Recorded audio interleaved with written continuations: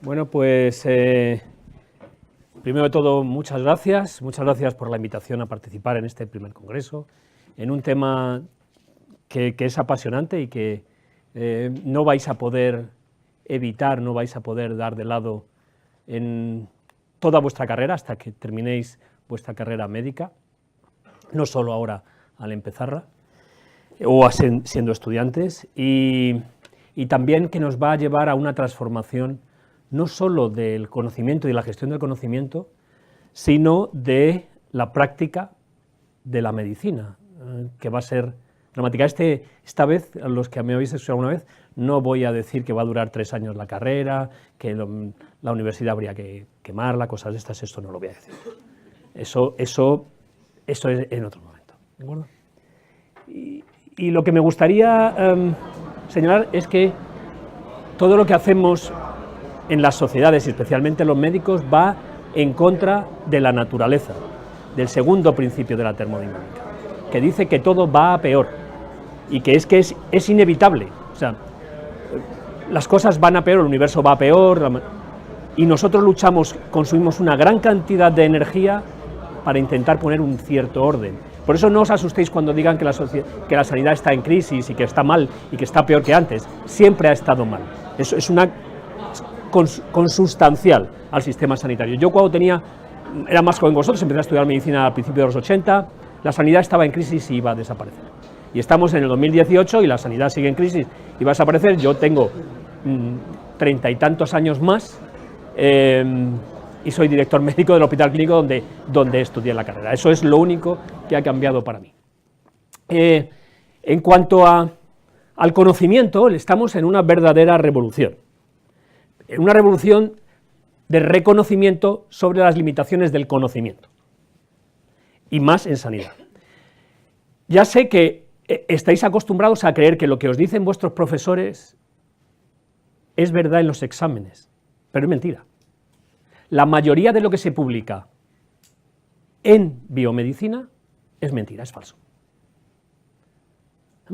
Y no es que lo diga yo, lo dice este señor de aquí, que es catedrático de salud pública en la Universidad de Stanford, John Ioannidis, que se carga desde la dieta mediterránea, en lo último en el New England Journal of Medicine, hasta cualquier cosa que le pongáis. ¿Por qué? Porque nuestros sistemas para generar conocimiento son imperfectos. No vamos a hablar de, además, los sesgos que introducimos en cuanto a nuestra capacidad como seres humanos para mentir. Los seres humanos estamos diseñados, por defecto, para mentir. Es una característica que nos ha traído hasta ser la especie más predominante en el globo. Lo que diferencia a los seres humanos del resto de los animales, aparte de nuestra complejidad, de los chimpancés, nos diferencia un 1% de nuestro genoma, lo que nos diferencia es que podemos contar historias. Y que cuando entre todos nos creemos esas historias, esas fantasías, y hay una masa crítica, normalmente un 15% del grupo que sea, la transformación se puede realizar. Bueno, pues la mayoría de los médicos en ejercicio nos creemos que hay que ejercer la medicina según la medicina basada en la evidencia, porque es el modelo que tenemos. Pero el modelo es imperfecto.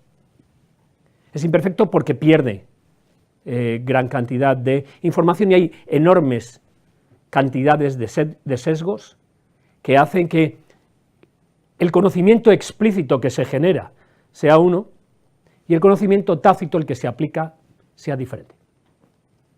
Claro, por eso normalmente cuando alguien quiere defender la medicina basada en la evidencia, pero no critica el ensayo prospectivo aleatorizado, dice que para probar que el paracaídas funciona no es necesario hacer un estudio doble ciego. Cierto, porque eso lo que está testando es una ley física, una ley que se reproduce aquí en la Luna y en Marte. Dependiendo de la masa, pues se produce más o menos gravedad. Pero esto es una ley. Lo que se produce en medicina, que es, y lo repito, no hay problema, no es una ciencia. Utiliza la ciencia médica para desarrollar un oficio, una práctica. No existen leyes salvo las fundamentales de las reacciones químicas o las físicas que se producen a nivel molecular. Cuando eso se crece y aumenta la complejidad, ya no está tan claro cuál es la ley que rige las relaciones entre todos los elementos que forman parte del sistema.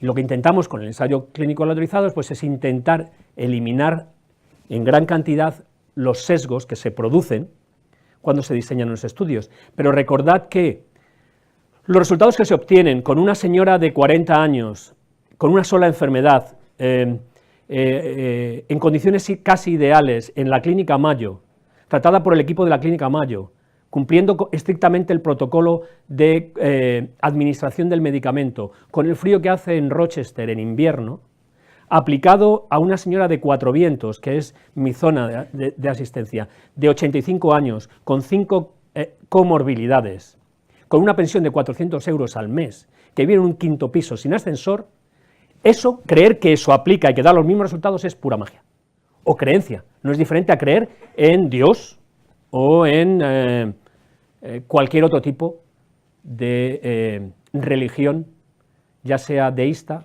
o teísta o no teísta. ¿Qué ocurre?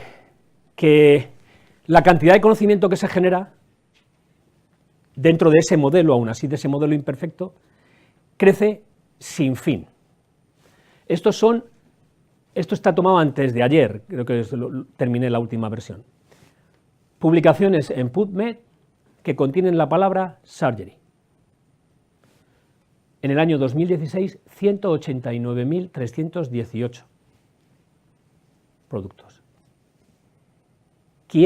Alguien que se dedique a la cirugía lee ni el 1%, el especialista más superespecialista se lee ni el 1% de lo que se publica. Y se lee lo bueno o se está perdiendo algo. Normalmente se lee lo que otros dicen que se lea,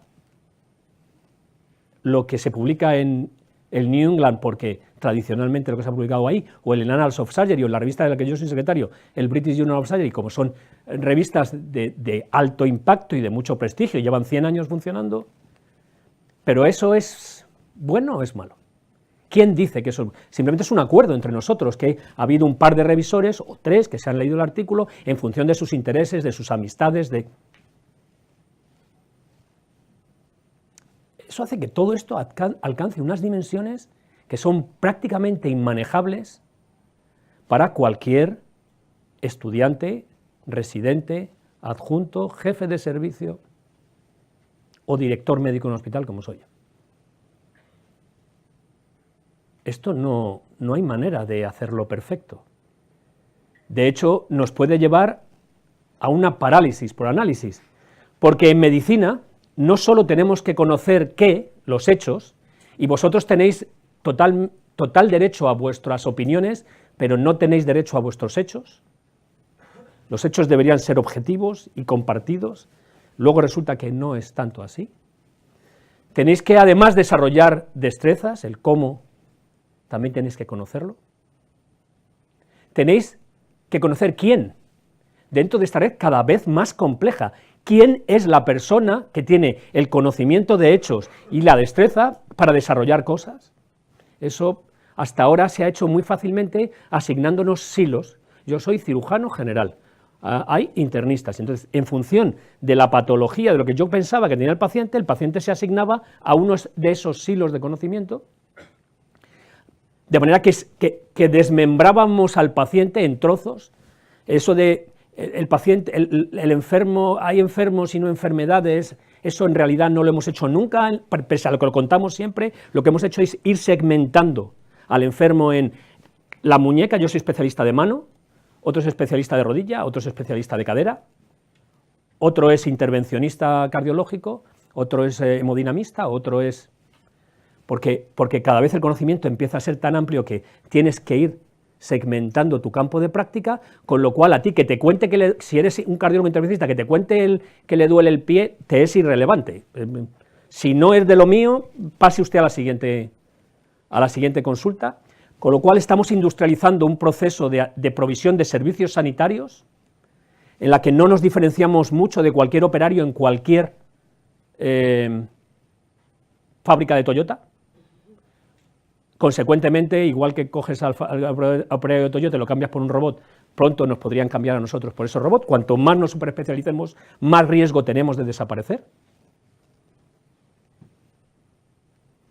Y además, hay que conocer el porqué, la ciencia médica. La ciencia médica no es lo mismo que la medicina.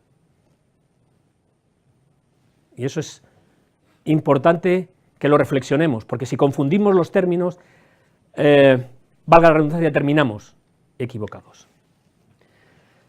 Todo esto, que crece exponencialmente, generamos cada vez más, con motivaciones varias para que publiquemos. Antes de ayer en el blog de la London School of Economics decía que la motivación para publicar no es la incentivación por parte del sistema, sino el propio ímpetu de los seres humanos, de los investigadores, por transmitir conocimiento. Somos seres sociales diseñados específicamente primero para transmitir información genética. Por eso el intercambio de genes, mucho más frecuente a una determinada etapa con la que vosotros estáis más familiarizados que la nuestra. No hacemos más que compartir información genética y eso es el sexo que termina generando, o por lo menos antes, otro individuo, pero es el código donde vienen nuestros algoritmos. Y la información memética, la cantidad de ideas que compartimos. Es tan grande todo eso que empieza a bloquearnos en la toma de decisiones. Nos lleva a eso que se llama parálisis por análisis. ¿Qué hago? Con todo esto, ¿qué hago? ¿Blanco o negro? Antes solo había un tipo de pantalones vaqueros. Te los ponías, te sentaban bien o mal, pero eran los únicos que había. Ahora vas a la tienda y te intentas comprar unos pantalones vaqueros y te empiezan de talla arriba o abajo, ancho o estrecho, elástico o no elástico. Cuando te compras uno y te lo llevas a casa y te lo pruebas y te das cuenta de que no te sienta bien, tienes un problema enorme, porque ya la responsabilidad es tuya. Tenías todos esos pantalones vaqueros para elegir y no has sido capaz de elegir el pantalón vaquero que mejor te sienta, con lo cual te transfieren la responsabilidad. Otra opción es no elegir nunca, que eso os va a pasar con la nota en el MIR. Con esta nota, ¿ahora qué hago?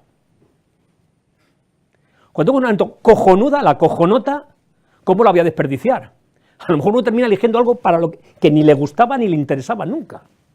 Pero como tengo esta nota, todo esto empieza a ser tan complejo que nuestros cerebros no procesan bien la cantidad de información. Y ahí es donde tiene que entrar la tecnología, a ayudarnos a tomar esas decisiones. Y esa transformación digital, esa transformación hacia la inteligencia artificial, que simplemente es el final del camino, tiene que llevarnos a un nuevo modelo de aprendizaje. Si no conseguimos diseñar un nuevo modelo de aprendizaje y entender cómo nuestros cerebros pueden navegar por ese mar, por ese océano de datos, estamos perdidos. Vamos a necesitar ayuda, pero primero tenemos que definir el nuevo modelo. Luego tenemos que asumir una nueva manera de pensar. Pensando como hemos pensado siempre, va a ser imposible. Lo único que vamos a sufrir es tensiones enormes. Y eso os ocurre a la hora de elegir a qué academia vais, cómo preparáis el MIR, porque ¿quién tiene datos sobre eso? ¿Quién tiene la inteligencia para decidir cuál es la mejor manera? Y finalmente está la nueva tecnología, la digitalización. Pero la tecnología es lo último, no es lo primero. Lo primero que tenéis que hacer es pensar de una manera diferente, pero no quiero etiquetaros, pero es que sois muy listos. Y eso es jodidísimo. Os dirán, sois lo mejor que tenemos. Una putada, que os digan eso es una putada. Porque os estamos creando unas expectativas que luego el día de mañana no se van a cumplir.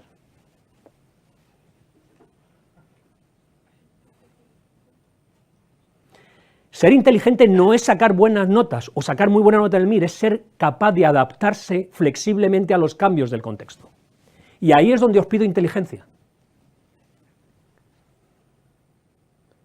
Pensad que lo más importante es ser capaz de estructurar vuestro cerebro para que en un sistema sanitario que va a cambiar mucho más de lo que hemos visto hasta ahora en todo, seáis capaces de tomar decisiones que no os frustren a vosotros y sobre todo que no frustren a las generaciones que vengan detrás de vosotros, que es lo que nosotros los adultos mayores, me refiero, estamos haciendo dentro del sistema con todos vosotros.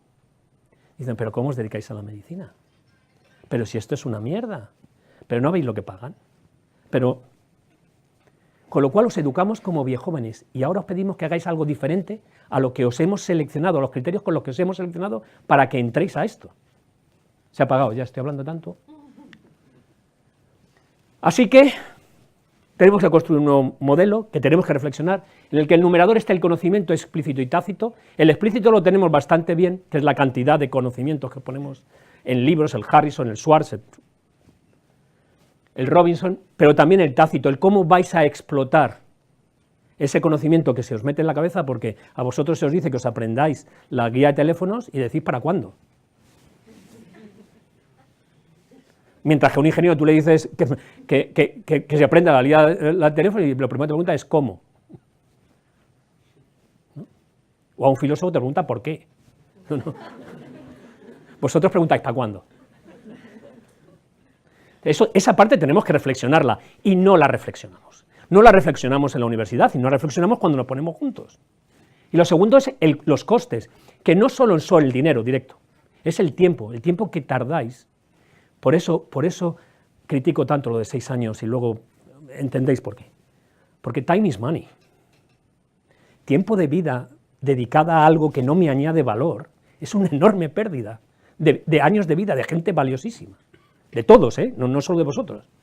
Y finalmente, la cantidad de CO2 que hay, la cantidad de cosas que hay que moverse para hacer algo que no os añade valor. Tener que ir de aquí a allí para recibir una clase, cuando la podéis recibir sin tener que hacer todo ese consumo de CO2, para simplemente leerse algo. Eso lo hacemos en medicina. Mandamos a alguien que venga, que coja 2 autobuses, venga al clínico, llega a la consulta y le decimos, la analítica está normal, ya puede volver dentro de un año. Bueno, pues con eso vais a tener que vivir y con eso tenéis que reflexionar. Luego está cambiar la manera en que pensamos. Tenéis que asumir que el modelo actual, que el paradigma actual considera que los seres humanos, como todo ser vivo, es un algoritmo. Y lo consideran, no solo vosotros, consideran esto y todo lo que compráis, y estos consideran que sois un algoritmo. Os puede gustar o no, pero es lo que creemos mayoritariamente, explícita o tácitamente. Por eso recuperan todos nuestros datos, porque se asume que si tengo todos los datos del algoritmo, voy a poder construir el algoritmo, saber dónde falla e interactuar con él para corregir el defecto en el resultado. ¿Os puede gustar o no? Si no os gusta y os enfrentáis a ello, malo, vais a sufrir enormemente. Si no os gusta y lo queréis corregir, tenéis que participar. Y si os gusta, tenéis que participar porque no queda otro remedio. Y luego está el tercero, que es la tecnología. Y en la tecnología, lo que estamos haciendo los seres humanos, asumiendo que somos código, es decir, que somos algoritmos, es, por un lado, ingeniería computacional y por otro lado, ingeniería humana. Podéis tratar enfermedades y esto, pero bueno, eso... Ya sabéis que lo que aportamos nosotros al aumento de expectativa de vida y a la salud de los ciudadanos desde el sistema sanitario, de lo que yo suelo llamar el Sistema Nacional de Enfermedad, es aproximadamente un 10 o un 15%. La mayoría de la salud viene por otros sectores, que no son el nuestro. Por un lado estamos en la ingeniería computacional, que tiene que ver con la inteligencia colectiva, las redes y la inteligencia de negocio. La potenciación humana, la inteligencia artificial no es una manera que aumentar las capacidades de un individuo para que tome decisiones lo más coherentemente posible y lo más basados en los datos y en la realidad. Y finalmente, los robots, que esos son los que vienen a sustituirnos. Os hablaré de las dos primeras partes. Y luego está la ingeniería humana, que es la que reescribe nuestro código. Esto es nanotecnología, edición génica, CRISPR-Cas.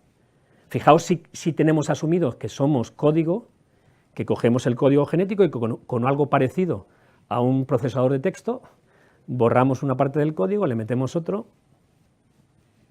Tenemos, desde que Watson y Crick describieron el ADN, está claro que hemos asumido en la revolución científica, desde 1492, que los seres humanos, como todos los seres vivos, somos código. Un código que además es flexible en respuesta a otros algoritmos, a los externos. Por eso el yo soy yo y mi circunstancia. O sea, yo soy mi genética y mi epigenética, pero somos código. La epigenética también tiene un código. Y finalmente la impresión 3D, es como nos podemos quitar trozos y sustituirlos por nosotros mismos eventualmente. Primero con biomateriales y luego con células.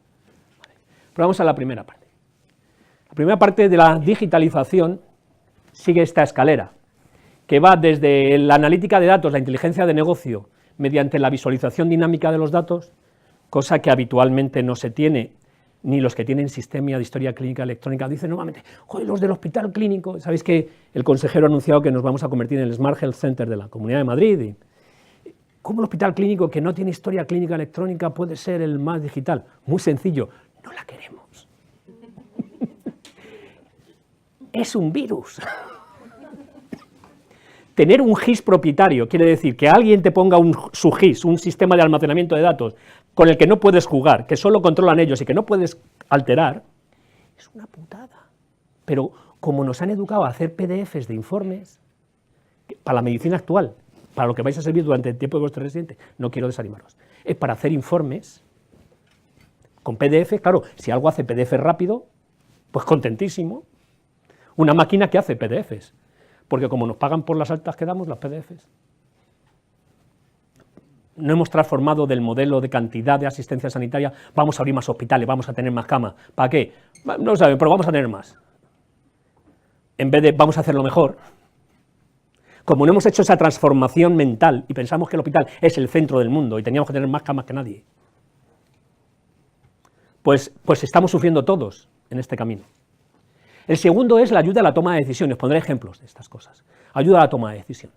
Cómo utilizar la inteligencia artificial para tomar la mejor decisión posible con los datos disponibles en contextos complejos de toma de decisión. Y finalmente, con el aprendizaje automático, lo que llaman inteligencia artificial, que es potenciación humana, es ayudarnos a hacer las cosas mejor, quitándonos muchas veces aquello que no es necesario hacer. Estas son las redes sociales. Una cosa que parecía Twitter, esto es una cosa menor, banal. La gente dice, mira qué bien me da, no sé. Bueno, pues eso es lo más importante que hacen los humanos, contarse historias. Y ahora lo podemos visualizar, podemos cuantificar, podemos jugar con ello. El mundo, es que claro, yo cuando la gente me dice que es que en Twitter las cosas que se dicen son muy banales, que lo son, yo me maravillo, porque cuando hablo con la gente, a mí de verdad nadie me habla del bosón de Higgs habitualmente, o de las implicaciones metafísicas de los hallazgos del profesor Arzuaga en Burgos. Somos muy superficiales todos, olvidaos, todos. Los premios Nobel, lo que más les preocupa cuando se sientan a desayunar es si le van a dar el premio o no le van a dar el premio, cuánto dinero lleva eso, cuál es el proyecto diferente, o quién se ha acostado con quién, porque eso es lo humano, eso es lo humano, lo social es lo humano. Ahora lo podemos cuantificar, podemos verlo, esto es una cosa que se me ocurrió este verano, que estaba aburrido el primer día de vacaciones, y ahora hay uno en Escocia de salud pública que se dedica a analizarlo, y somos miles de personas en 5 continentes jugando a compartir ideas sobre cirugía de manera muy global. Pero ya no solo podemos dibujar la cantidad de conexión y los flujos de información, podemos analizar desde cuántos tweets salen, a cuántas veces se ven, 12 millones de veces, esa tontería, cuántos usuarios, cuáles son los tweets, dónde están en el mundo, ¿lo veis por aquí? Que van desde Oceanía, Australia, aquí también algunas veces hasta Alaska, y además, si despliego esto, puedo ver la información que han compartido cada uno de ellos en esta zona. Antes no salíamos de... No me gusta nada lo de la zona de confort, no salíamos de nuestro chiringuito en casa, de nuestro hospital, ya el mundo hospital nos parecía, cuando íbamos a un congreso nos parecía enorme, cuando íbamos a un congreso internacional ya era ni siquiera para compartir conocimiento, que es lo esencial, o información, que es lo esencial que hacemos los seres humanos, tienes que moverte para poder tener un alcance global. Y eso explica por qué nosotros queremos convertir el Hospital Clínico San Carlos en un centro de salud global. Estos son inteligencia de datos. Nosotros no tenemos historia clínica electrónica, pero sabemos perfectamente lo que le pasa a nuestros pacientes, cómo les pasa a nuestros pacientes. Fijaos aquí, un paciente que sabemos que va a consultas externas 55 veces, esto es psiquiatría, salud mental, que es lo más complicado. Podemos analizar todo. ¿No tenemos historia clínica electrónica? Ni la necesitamos. Porque esto es lo que queremos. Nosotros hemos metido datos en la historia clínica electrónica esperando esto, y esto es lo que no nos han dado. ¿Qué les ha pasado a mis pacientes, a los que llevo viendo durante 10 años? Pero no quiero pedir un FIS, una beca, para estudiar lo que pasó a los pacientes hace 10 años. Quiero saber lo que le está pasando a tiempo real de lo que estoy haciendo. Y esa transformación no requiere una historia clínica electrónica propietaria, requiere una reflexión sobre qué queremos hacer con nuestros datos y cómo lo vamos a hacer con nuestros datos. Y esto lo vais a vivir tarde o temprano todos vosotros. Veréis que vemos de dónde vienen los pacientes, lo podemos saber todo. Tenemos el CMBD que hizo público la Comunidad de Madrid hace poco, de 2016 y 2017. CMBD es un conjunto mínimo básico de datos de todos los pacientes que han estado ingresados en los hospitales. ¿Sabemos quién dio las altas o cuántas insuficiencias cardíacas hubo en Madrid? ¿Cuánta fue la estancia media de cada hospital? ¿Qué complicaciones desarrolló cada hospital, cada servicio? ¿Cuál es el problema? Cuando ves los datos, una cosa que te das cuenta es que los humanos mentimos más que hablamos. Sobre todo porque tú dime cómo me pagas y yo te diré cómo trabajo. Y porque no nos gusta quedar mal. Nos gusta gustar. Pero no utilizamos esto para penalizar a nadie. Utilizamos los datos para entender por qué nos pasa lo que nos pasa. Y si queremos obtener un resultado diferente, ¿dónde interactuar para modificarlo? Es decir, esto sigue siendo un paradigma de las relaciones sociales y el ejercicio de la medicina es un algoritmo. Si comprendemos los algoritmos más complejos, podremos mejorar el resultado. Y finalmente está la parte de inteligencia artificial. Yo no sé cuánto sabéis de inteligencia artificial, de la historia de inteligencia artificial, aunque lleva tiempo, el concepto algoritmo no aparece con este señor, que es Alan Turing. Es una historia muy bonita. Alan Turing desarrolló y lanzó los mensajes iniciales sobre inteligencia artificial debido al amor. No sé si lo sabíais. Alan Turing se fue de su casa, se fue a estudiar fuera de su casa. Los anglosajones lo hacen mucho, nosotros tardamos, y si la universidad me la ponen en casa, me pilla mejor a esa a la que voy. Y coincidió allí con Stephen Morcom, con un compañero de clase, del que se enamoró. Pero Stephen Morcom, después de un año, muere. La historia de Alan Turing era homosexual, de hecho eso lo llevó a la muerte. Stephen Morcom murió de una tuberculosis contraída al beber leche contaminada en su casa, y no volvió. Y entonces Alan Turing le prometió a la madre de Stephen Morcom que crearía una máquina que sería igual que el cerebro de Stephen. Y eso lleva a todo el desarrollo de lo que se conoce después como la máquina de Alan Turing, la máquina de Turing, que es una máquina, es un concepto matemático, pero es una máquina que es indistinguible de un humano. Y que para verificar si una máquina es indistinguible de un humano, hay que someterla a algo que desarrolló, que es el test de Turing. Y de ahí surge toda la historia actual de la inteligencia artificial.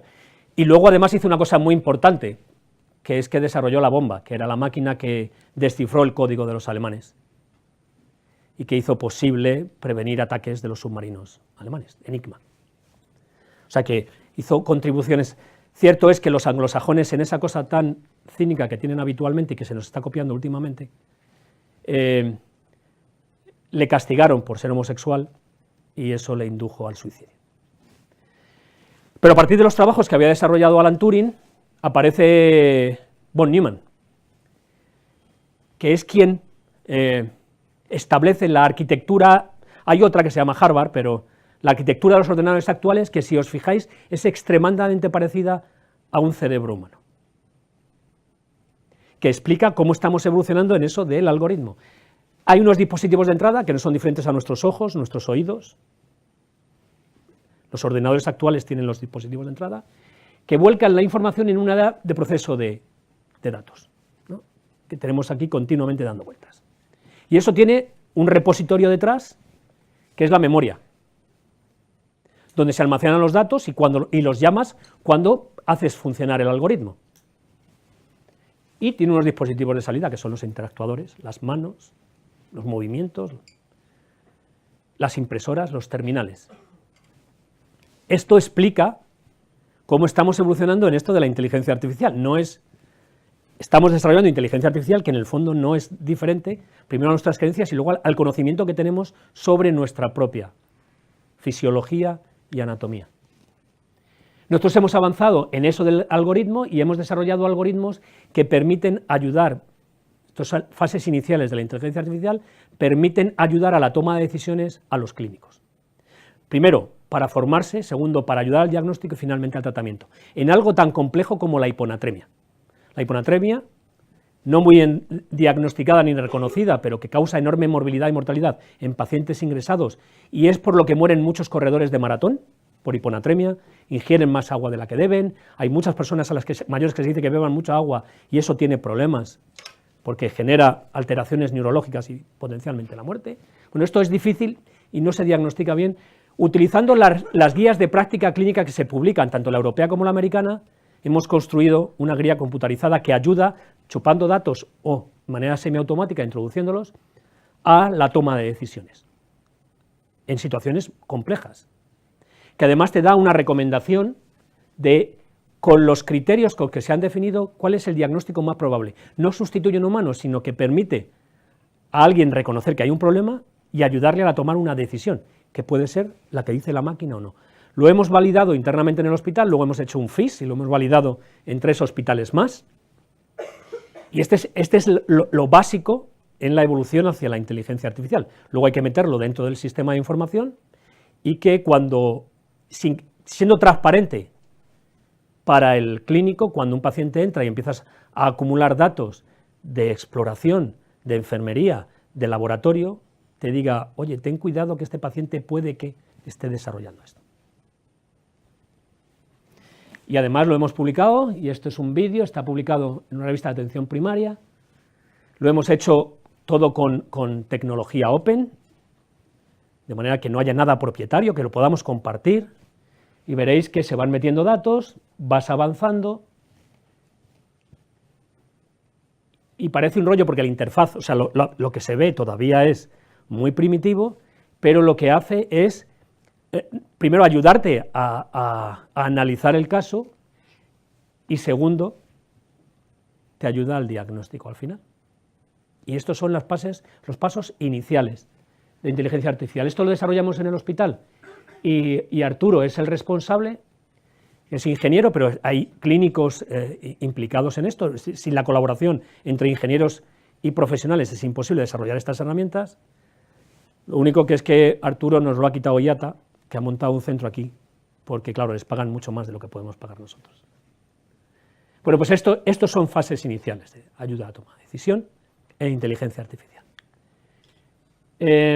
Y finalmente está esto de inteligencia artificial e inteligencia artificial.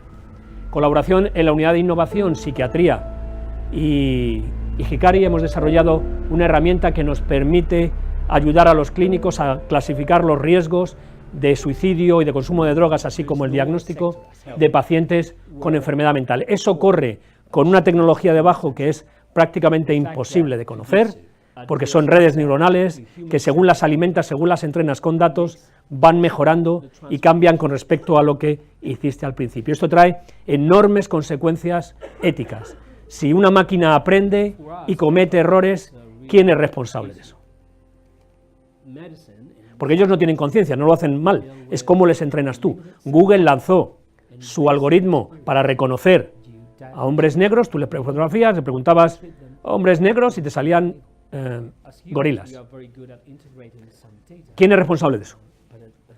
Los algoritmos ya no los hace una persona, esto es un grupo de muchas personas trabajando en partes separadas, con muchos sesgos personales, con expectativas que se juntan y generan estas redes neuronales que se comportan de alguna manera como nuestro cerebro. Esto genera un enorme potencial, pero muchos problemas éticos y legales. Pero esto no es que es algo que vaya a pasar, es algo que ya está. No podemos negarnos a ellos, es cómo vamos a meter los principios éticos, cómo vamos a reflexionar antropológicamente, filosóficamente, sobre estas herramientas para que consigamos el mejor resultado posible. Y que ya estoy terminando, me queda poco. Nuestra arquitectura es parecida a la de von Neumann, pero nuestra lleva a analizar, por un lado, a la izquierda, la medicina basada en la evidencia y los resultados que deberíamos obtener aplicando la evidencia, comparado con la derecha, que es lo que pasa de verdad, en la realidad. E intentar entender por qué difiere lo ideal de lo real. Y cómo crear un círculo de mejora continua que nos ayude, eso sería otra charla sobre la mejora continua, que nos ayude a obtener el mayor valor para los pacientes y los ciudadanos. Y eso vosotros lo vais a empezar a vivir ya a la hora de estudiar el MIR. Ya vais a enfrentar los primeros retos. Pero vosotros sois los que vais a transformar el sistema, queráis o no, porque estos señores no os van a preguntar. No os van a decir qué os parece, os gusta o no. Podéis resistiros tipo taxi, pero eso no es lo inteligente. ¿Por qué va a pasar? Porque lo hemos soñado. Porque hemos creado enormes historias y tremendos negocios alrededor de esto. Sois jóvenes y no visteis la aparición de estas tres iconos, pero los conocéis seguro. A la izquierda, Star Trek, Live Long and Prosper. En Star Trek hay médicos, son todo mujeres. Y la cirugía o la medicina se ejerce primero con un diagnóstico con un tricorder, se pasa así por encima y te lee, y segundo, cirugía guiada por imagen, sin invasión. Esto es CyberKnife o Exablade. No es que vaya a pasar, eso ya está. Exablade es ultrasonidos de alta intensidad focalizados para tratar lesiones, CyberKnife es un brazo robotizado con un acelerador lineal que trata lesiones con una enorme precisión. Segundo, un viaje alucinante, una historia de Isaac Asimov. Encoges a los médicos y los metes dentro del organismo. Esto es nanotecnología. Richard Feynman, premio Nobel de física por sus estudios sobre cuántica, sobre física cuántica, no lo quiso aceptar. Dijo alguna vez que llegará el momento en que nos comamos a nuestro médico. Pues ya lo hacemos de alguna manera. Y la tercera, Star Wars. Esta es la que menos nos favorece. En Star Wars, los cirujanos y los médicos son androides. Recordad, cuando le tienen que poner el brazo a Luke Skywalker, son robots. Cuando Darth Vader, cuando Anakin sufre la transformación, son robots. Sin embargo, los pilotos no son robots, tienen ayuda robótica, pero no son robots.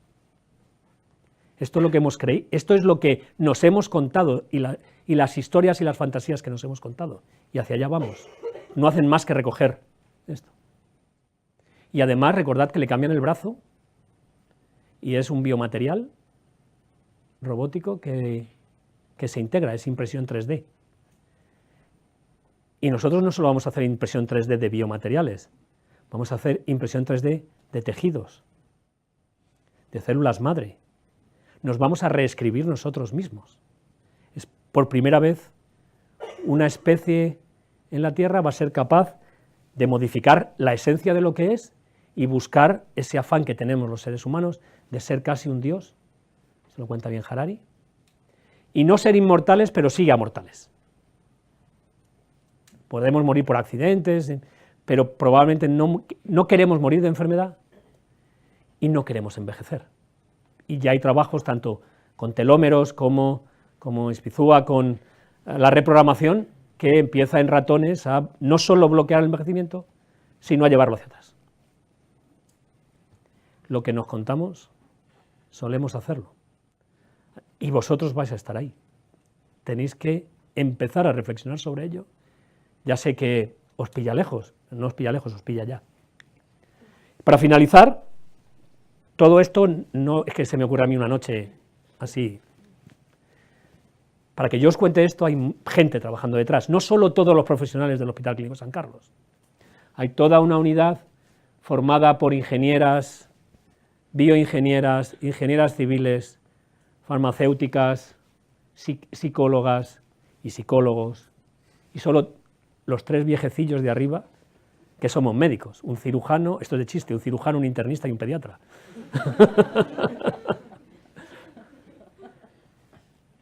Pero esto es el Smart Health Center que vamos a montar en el Hospital Clínico San Carlos, no porque sea el futuro, sino porque nos estamos quedando detrás.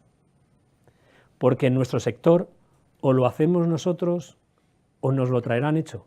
Y entonces nos pasará como los taxistas, que diremos, pero yo pido Uber. Esta es una reflexión que creo que es importante que hagáis porque vosotros vais a estar al mando durante los próximos años. Muchas gracias.